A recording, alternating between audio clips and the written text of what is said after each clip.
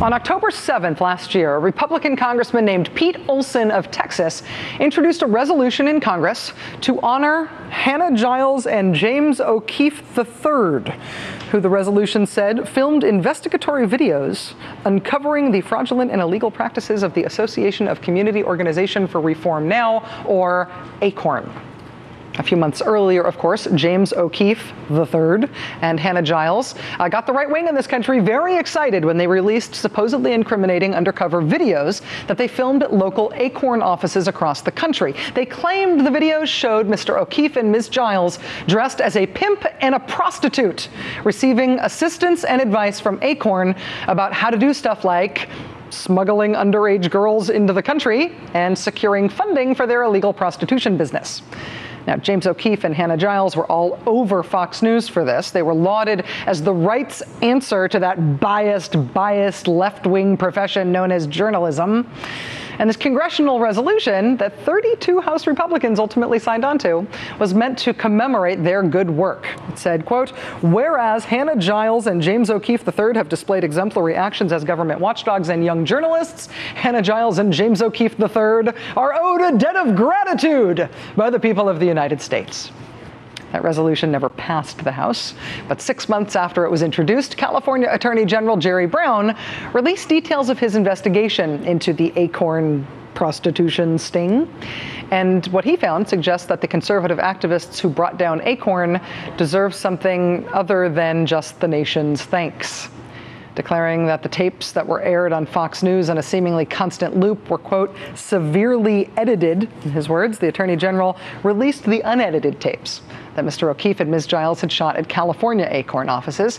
He said those unedited tapes show that, quote, things are not always as partisan zealots portray them through highly selective editing of reality. Sometimes a fuller truth is found on the cutting room floor.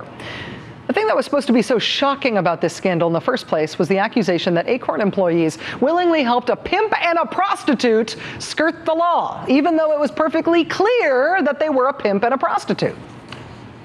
He's dressed exactly in the same outfit that he wore to these ACORN offices. James O'Keefe went to those offices dressed up as a pimp, and they still helped him. Outrageous, right? Wrong.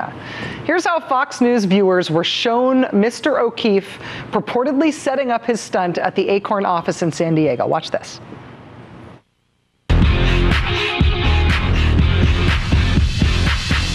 wanna tell you about a girl I kissed. She was ridiculous. I mean, picturesque. Yeah. Right, so the implication there is that Mr. O'Keefe walks into the ACORN office dressed in the fur and the hat and everything as a superfly, blaxploitation style 1970s pimp. But that is not actually what happened. Check out the unedited tape. This is the very end of that visit to the office in San Diego.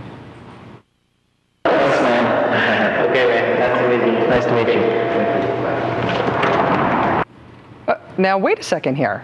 You see that dress shirt? Oh, the pinstripes there. You see that dress shirt that's visible as Mr. O'Keefe opens the door and exits the office? It's a dress shirt. What happened to the fur and the 1970s blaxploitation superfly outfit? Oh, but the pimp outfit thing is just the start. If you watched the footage these guys released, if you followed the wall-to-wall coverage on Fox, if you read all the fawning mainstream media coverage of what these guys did, if you are a member of Congress and you voted to defund ACORN because of the outrage portrayed in these tapes, you were had. Consider this. During that same not-in-a-pimp suit trip to ACORN's San Diego office, Mr. O'Keefe claimed that he caught an ACORN employee giving him advice on how to smuggle underage girls into the country. This is from the edited version of that trip that O'Keefe released and Fox News aired over and over and over again. Watch. Question. Would ACORN employee Juan Carlos consult his contacts in Mexico to find a way to help us smuggle the underage girls into the United States from Tijuana? What things do you need from me in terms of like the shipment information? Like what can I help you? What information would you further need, would help you in advice you would give me? The location. The location? Yeah. Whereabouts, like what type, like city, state? What do you need? The location, they're gonna take the girls. Is it better if it's Tijuana? Is it better if it's somewhere inland? Where is the best place? I'm not quite. He's like all these answers he wants right away.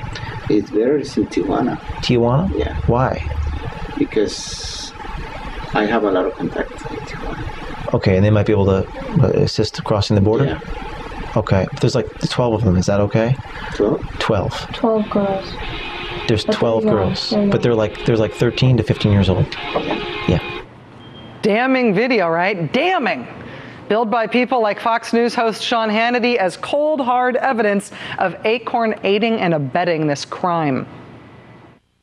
This new, never-before-seen undercover footage shows the great lengths that one ACORN official is willing to go in order to help set up a prostitution ring, once again involving underage girls. Now, the man on this tape even offers to help smuggle underage illegal immigrants into the U.S.